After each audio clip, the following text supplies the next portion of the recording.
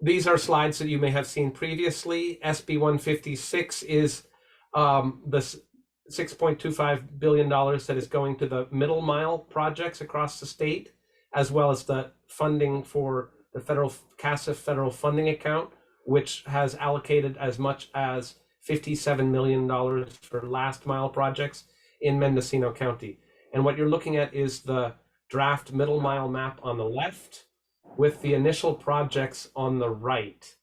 And as described previously, the middle mile will be open access and built by Caltrans under the leadership of the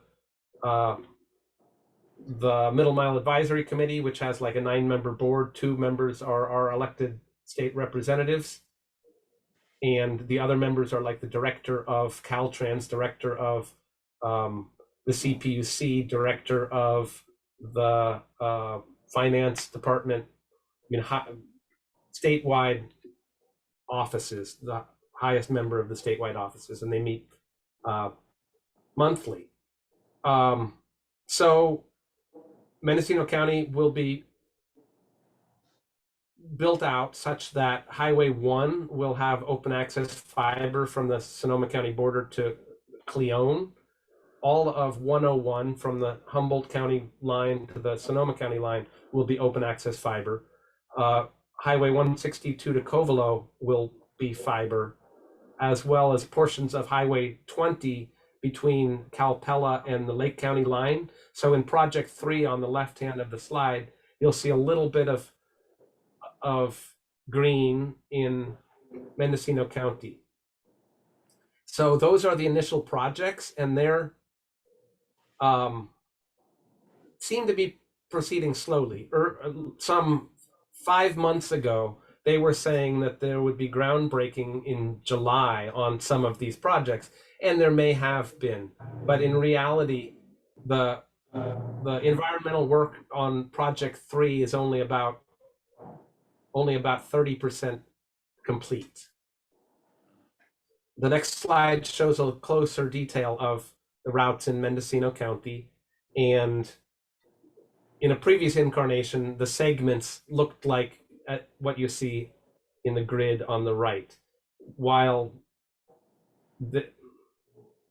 it's more important just to know it's continuous from 128 is included. I didn't mention that, but it's more or less continuous from 101 from one county to the next, and 1 from Sonoma to Cleone, 128 the entire length in Mendocino County, 162 to Covelo, and small portions of other highways and routes. I think that the intent is to connect our anchor institutions, so that there are some small segments that connect schools, and we could dive into detail on that, but time will tell. I think one big issue is whether or not they're going to be actually building new, doing trenching and dropping fiber and conduit into those, or whether they're going to be leasing existing capacity from the carriers. And part of the consortium grant is to help us with asset inventory. I'm not sure that we have the information about what the state of the fiber is in various locations, or how many strands of fiber are along certain routes. So we're left guessing about how much money we're going to need to spend on environmental studies, because we don't know whether or not there's actually going to be groundbreaking, or it's just going to be the SB 156 funds going to the incumbents for strands of their fiber. I mean, those are the details that are revealed slowly over time. One of the things that Jeff shared with me that I thought was kind of interesting was in the connections to the middle mile, for the last mile connection, so to speak, is that they're planning on having them, the possible connection into the middle mile every quarter mile. And sort of mind-blowing to think that they would have a juncture every quarter mile, but the point is to get it out there. And I thought that was heartening that at least they're planning that for the future, especially for the way Mendocino County road grid is set up for the middle mile. That's right. Thank you, Philip. I see that Mike Nichols has his hand up. Jeff, I just wanted to comment on the fact that we're very, very fortunate to have Assemblymember Wood as a member of the Middle Mile Committee. He has really, really been putting the incumbent companies of the state to task at every meeting regarding delays, and he especially has been commenting on Caltrans for their delays and is asking them all to ramp up their speeds to get this thing done in time. He said, I don't want to leave any money on the table. He's very, very concerned about that. But again, I just wanted to give a shout out to Assemblymember Wood for his diligence on the committee. Good to know. Thank you, Michael. Absolutely. Do you have any more comments about the last final, Jeff? We have two hands raised. So there may be more comment, but we'll leave it to the questions at this point, or comments. Director Krog.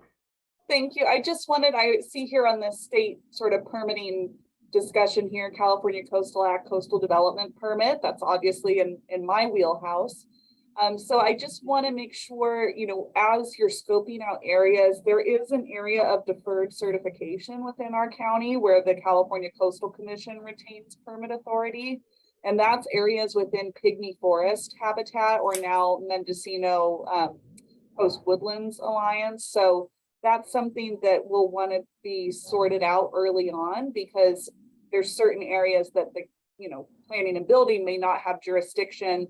And there's a couple options in how to deal with those. It's either working directly with the State Coastal Commission, or there's the ability for the Board of Supervisors to adopt a resolution and delegate all authority up to the state for the entirety of the project. So there's just a little bit of coordination there you'll want to make sure is happening early on.